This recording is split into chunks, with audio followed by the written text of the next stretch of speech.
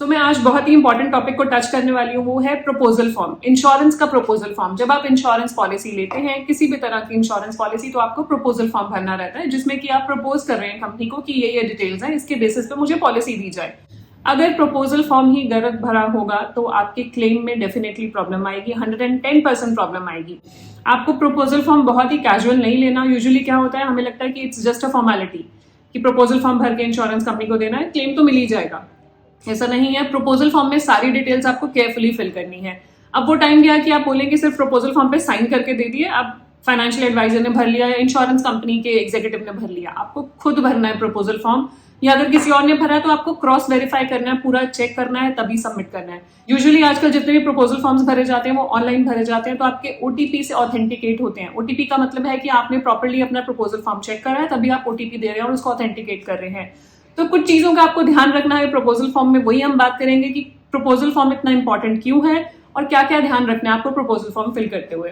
Video start करने से पहले मैं अपने आपको इंट्रोड्यूस करना चाहूंगी। मेरा नाम है गुरलीन कौटिकू, मैं हूँ सर्टिफाइड फाइनेंशियल प्लानर। हर वीक आपके लिए वीडियोस लेकर आती हूँ जिससे कि आपकी पर्सनल फाइनेंशियल लाइफ इजी और हैप्पी बन पाए। क्यों? क्योंकि हमारी कंपनी की टैगलाइन भी यही है, creating a wealth of happiness. चलते हैं वीडियो की तरफ। Why you should be careful while filling out the proposal form. So proposal form fill करने की क्या इंपॉर्टेंस है? सबसे पहला, प्रपोजल फॉर्म जब आप फिल करते हैं उसके बेसिस पे आपको इंश्योरेंस पॉलिसी दी जाती है। जो आप इन्फॉर्मेशन उसमें डालते हैं उसके बेसिस पे इंश्योरेंस पॉलिसी दी जाती है। दूसरा, प्रपोजल फॉर्म बेंचमार्क बनता है आपके फ्यूचर क्लेम्स का। तो अगर जब क्लेम आता है तो उस टाइम पे इंश्योरेंस कंपनी आपका प्रपोजल फॉर्म चेक करती है और चेक करती है कि आपने वो मेडिकल कंडीशन मेंशन करी है कि नहीं करी है, एंड सो ऑन। उसके बेसिस पे आपको क्लेम दिया जाता है। पहला पॉइंट जो आप ध्यान रखेंगे प्रपोजल फॉर्म फिल करते हुए, mention all the correct details. जब आप प्रपोजल फॉर्म भर रहे हैं, करेक्ट डिटेल्स जैसे कि बेसिक डिटेल्स, आपके नेम के स्पेलिंग्स आपके आईडी प्रूफ से मैच कर रहे हों, एज और date of birth should be correct as per ID proof. अब तो इनफैक्ट सब जगह केवाईसी डॉक्यूमेंट्स लग रहे हैं, आपके आईडी प्रूफ के हिसाब से ही आपको पॉलिसी मिल रही है। बट मेक श्योर, क्योंकि अभी आप कुछ और लिखवा देंगे और क्लेम के टाइम पे कोई और आईडी प्रूफ देंगे तो क्लेम की प्रॉब्लम आएगी। जहां पे नेम मिसमैच हुआ, डेट ऑफ बर्थ मिसमैच हुआ, तो क्लेम की प्रॉब्लम आएगी। थर्ड इज आपकी क्वालिफिकेशन, वो भी एक्सट्रीमली इंपॉर्टेंट है, सही बताना। कई फॉर्म्स में आप देखेंगे ऑप्शनल है, जहां पे ऑप्शनल है वहां पे आप छोड़ सकते हैं, बट अगर आप बता रहे हैं तो सही बताएं, गलत इन्फॉर्मेशन मत दें। आपका ऑक्यूपेशन भी सही तरीके से मेंशन करना जरूरी है। आपकी एनुअल इनकम बहुत बड़ा रोल प्ले करती है जब आप टर्म इंश्योरेंस ले रहे होते हैं, लाइफ इंश्योरेंस, टर्म इंश्योरेंस लेते हैं, क्योंकि वहां आपकी फाइनेंशियल एलिजिबिलिटी भी चेक की जाती है कि आप एलिजिबल हैं पॉलिसी लेने के लिए, नहीं।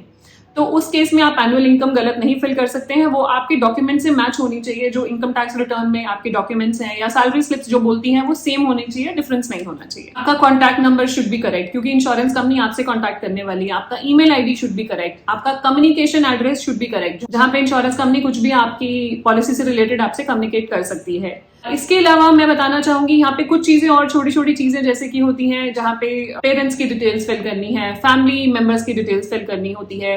तो ये सब इन्फॉर्मेशन भी प्रॉपर्ली फिल करनी चाहिए, क्योंकि कल को कहीं भी कोई भी पॉइंट की वजह से आपको क्लेम में इशू नहीं आना चाहिए। दूसरा सबसे इंपॉर्टेंट है डिस्क्लोजर ऑफ मेडिकल कंडीशंस। जब आप पॉलिसी लेने जा रहे हैं तो सबसे इंपॉर्टेंट है अपनी मेडिकल हिस्ट्री के बारे में। मेडिकल हिस्ट्री में क्या क्या आता है, बहुत बारी पहले भी मैंने इस पे वीडियोस बनाई हुई हैं, बट मैं आपको ब्रीफ करना चाहूंगी कि मेडिकल हिस्ट्री में क्या क्या अकाउंट होता है, बिकॉज ये मोस्ट कॉमन आस्क्ड क्वेश्चन है।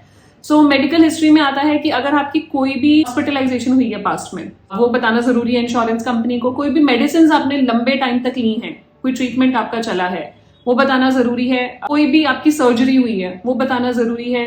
कोई भी डिस्कम्फर्ट आप करंटली फील कर रहे हैं, आपको लग रहा नहीं ये डिस्कम्फर्ट है, मुझे डॉक्टर को दिखाना है, कहीं पे भी कुछ भी आपको लगता है ये मटेरियल इन्फॉर्मेशन है, आपकी लाइफस्टाइल को हैम्पर कर रही है वो चीज, वो बताना जरूरी है। आपकी लाइफस्टाइल मेडिसिन, फॉर एग्जाम्पल बहुत बार ऐसा होता है हम बीपी, डायबिटीज, थायराइड, कोलेस्ट्रॉल, इन सबकी मेडिसिन ले रहे होते हैं, तो वो इंश्योरेंस कंपनी को बताना जरूरी है, कब से ले रहे हैं, क्या डोसेज ले रहे हैं, क्या बीपी लेवल्स हैं, क्या शुगर लेवल्स हैं, एंड सो ऑन। तो ये इन्फॉर्मेशन देनी जरूरी है। ऐसा नहीं है कि कई बारी मैं बात कर रही होती हूँ प्रपोजल फॉर्म के लिए, तो लोग बोलते हैं कभी कभी बीपी की दवाई ले लेते हैं, कभी कभी तो नहीं होता, या आप लेते हो या नहीं लेते हो। तो एक जोक मुझे याद आया, जब मैं कॉलेज में थी, वन ऑफ आवर प्रोफेसर वो कुछ समझा रहे थे, तो किसी ने उन्होंने पूछा किसी से कोई क्वेश्चन कि आपको समझ में आ गया? कहते थोड़ा थोड़ा समझ में आ गया। तो प्रोफेसर गॉट रियली एंग्री, कहते थोड़ा थोड़ा का क्या मतलब है, या तो समझ में आया या नहीं समझ में आया।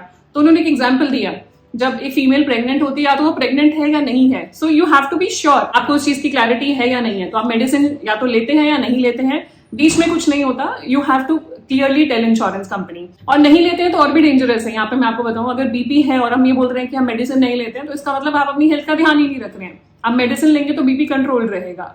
सो दिस इज वन थिंग जो मेडिकल इन्फॉर्मेशन आपको बतानी जरूरी है इंश्योरेंस कंपनी को, छोटी बड़ी सब इन्फॉर्मेशन बतानी जरूरी है। ये मत सोचिए कि ये मटेरियल इन्फॉर्मेशन है, या ये बताऊंगा तो मुझे वेटिंग पीरियड लग जाएंगे, या ये बताऊंगी तो मुझे लोडिंग लग जाएगी, प्रीमियम बढ़ जाएगा, बट नहीं बताएंगे तो क्लेम नहीं मिलेगा और फायदा नहीं होगा पॉलिसी लेने का। Let me be very clear. So ये चीज आपको फ्रेश पॉलिसी लेते टाइम और पोर्टेबिलिटी के टाइम भी, दोनों टाइम पे आपको प्रपोजल फॉर्म भरने का खास ध्यान रखना है। Third thing, disclosure of personal health habits.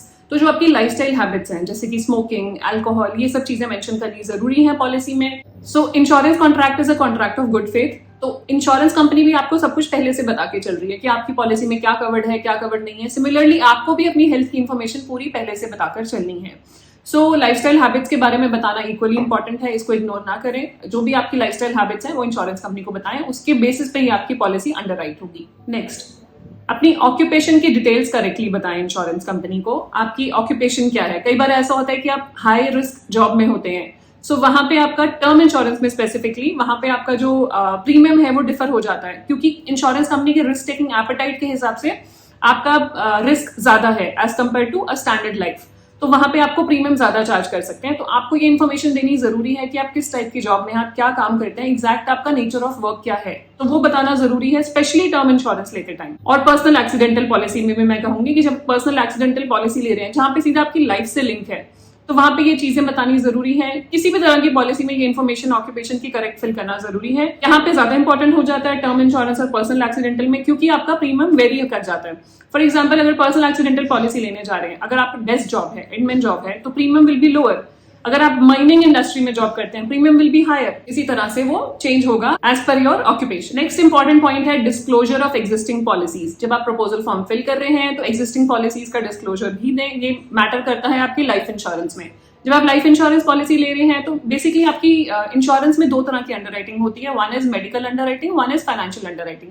Medical underwriting तो आपके टेस्ट करेंगे, आपका हेल्थ स्टेटस चेक करेंगे, जो अभी हमने ऊपर बात करी, declaration of health condition.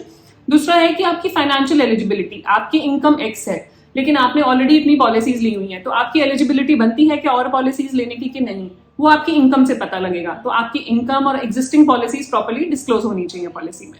Next है आपका रेजिडेंट स्टेटस प्रॉपर्ली डिस्क्लोज होना चाहिए कि आप रेजिडेंट इंडिविजुअल हैं, एनआरआई है, उससे फर्क पड़ सकता है आपकी इंश्योरेंस पॉलिसी पे।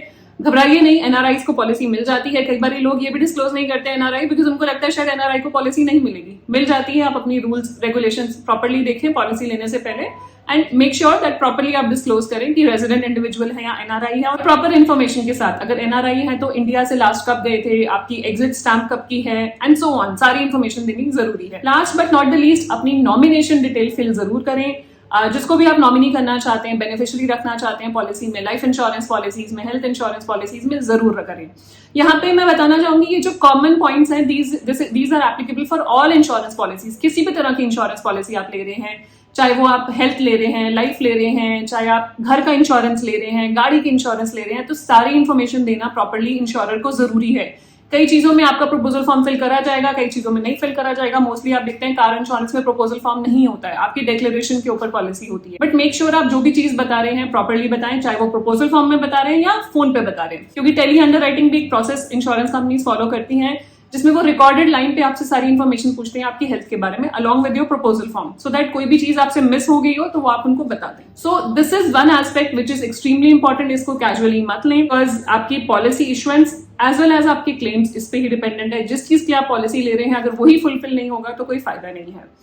कुछ भी आपका फीडबैक हो, कुछ अपना फीडबैक शेयर करना चाहें, कुछ आपने फेस किया हो प्रपोजल फॉर्म में कभी कोई इन्फॉर्मेशन गलत फिल करने से, या कोई भी आपका एक्सपीरियंस रहा हो, शेयर कीजिएगा, सबकी हेल्प होगी उससे।